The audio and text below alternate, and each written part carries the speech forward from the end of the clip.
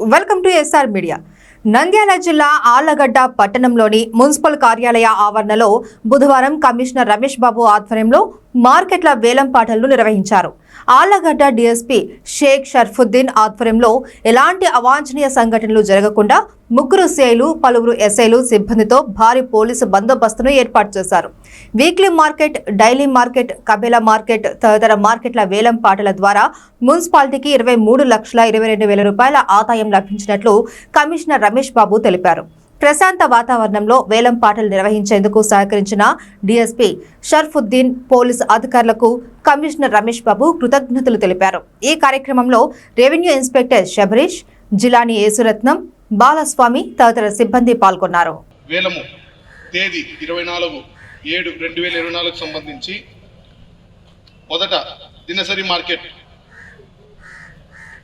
వేలము సర్కారు వారి పాట 7 లక్షల రూపాయలు, 7 lakhs మేడం. సర్కారు వారి పాట 7 లక్షల రూపాయలు. దినసరి మార్కెట్ 31/3/2025 వరకు 2024-25 ఆర్థిక సంవత్సరంలో సంబంధించినటువంటి ఆళ్లగడ్డ పురపాలక సంఘం నందు దినసరి మార్కెట్ వేలము సర్కారు వారి పాట 7 లక్షలు. 4 రకాలైన దిన మార్కెట్, వారం సంత మార్కెట్, వాహనాల మెట్ట, బస్టాండ్, జంతు వధశాల మరియు మాంసం మార్కెట్ యొక్క వేలాలు అనేది జరగడం జరిగింది.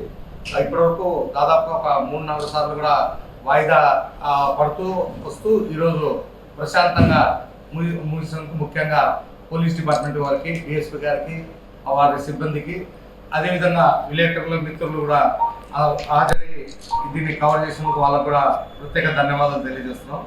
ముఖ్యంగా గత 4 నెలలుగా ఎప్పుడో మనకి కావాల్సింది ఫిబ్రవరిలో, మార్చిలో ఈ ఎలక్షన్స్ రకరకాల కారణాల వల్ల పోస్ట్పోన్ అయితే వస్తుంది. కాబట్టి ఈరోజు దాదాపుగా మనకి 23,22,000 రూపాయలకి ఈరోజు ఇవన్నీ కూడా పాడడం జరిగింది. కాబట్టి ఈరోజు నుండి వారికి వసూలు చేసుకోవడానికి అవకాశం ఉంటుందని చెప్పి మేము మార్చి 31/2025 వరకు కూడా వాళ్ళు చేసుకోవడానికి అవకాశం ఉంటుంది. వాళ్ళు ఆ డిపాజిట్ మరియు అదేవిధంగా 18% GST అవి కూడా వాళ్ళకి క్వార్టర్లీ వన్స్ కట్టాలని చెప్పేసి ఈ సందర్భంగా వాళ్ళకి కూడా ఒక ఆర్డర్ ఇస్తాము.